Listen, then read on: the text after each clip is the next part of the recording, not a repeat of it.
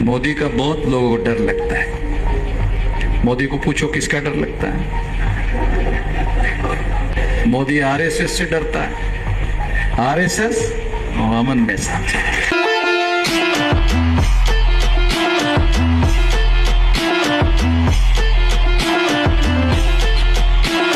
वाराणसी में नरेंद्र मोदी चुनाव लड़ रहे थे और वाराणसी में नरेंद्र मोदी चुनाव लड़ रहे थे।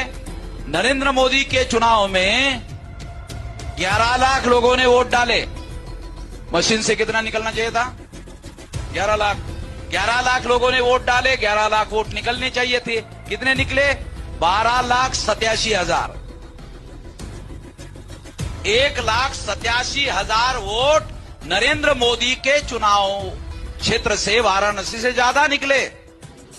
अरे इतने तेजी से तो मुर्गी अंडा नहीं देती, वो ईवीएम मशीन वोट दे रही थी।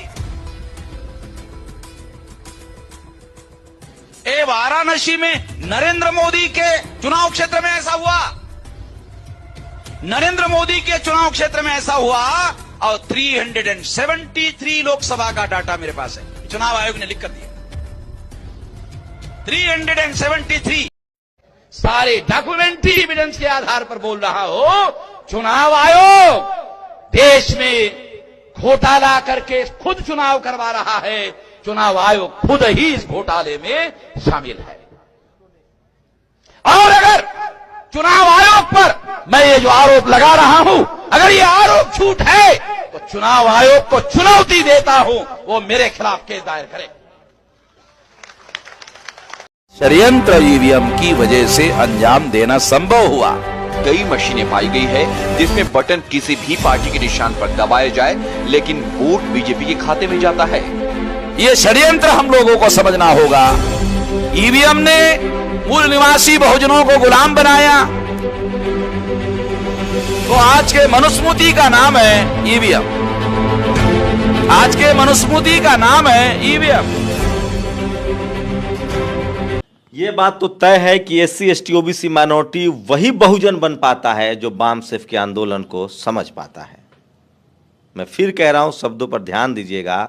एससी एसटी ओबीसी और किसान जातियां वही बहुजन बन पाता है, वही सत्ता की समझ रखता है, वही media, judiciary, college, university, bureaucracy में भागीदारी का सवाल उठाता है जो बाम सेफ के आंदोलन को समझता है।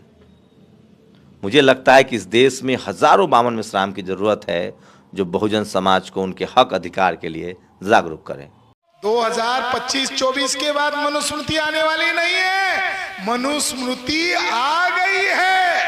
उनको अब आपके वोटों की जरूरत नहीं है। उनके पास ये घोटाला करने वाली मशीन है और उसमें प्रोग्राम फिक्स है। आप कोई भी बटन दबाओ, कमल के खाते में जमा हो जाएगा। तो साथियों, आने वाले समय में हमें कितनी लड़ाई लड़नी है, हमारे लोगों को। सगळ्यात पहिलं ईव्हीएमच्या संदर्भामध्ये शरद पवारांनी आता मीटिंग बोलवली वगैरे वगैरे। ईव्हीएमच्या विरोधात सल्लगपणे आवाज उठवणारं एक पक्ष आपलं बामसेफ जे संघटन आहे, वामन मेश्राम, त्याचं जवळपास 2013-14 पासून रेग्युलर आताही त्यांची ईव्हीएमच्या विरोधात म्हणजे एवढ्या वर्षापासून सलग पोझिशन राहिलेली आहे किंवा टेक्नॉलॉजीची साक्षरता, टेक्नॉलॉजी मॅनिप्युलेशन करण्याचं नाही। आता मी त्याच्या त्या आर्टिकलमध्ये हेच प्रश्न केला।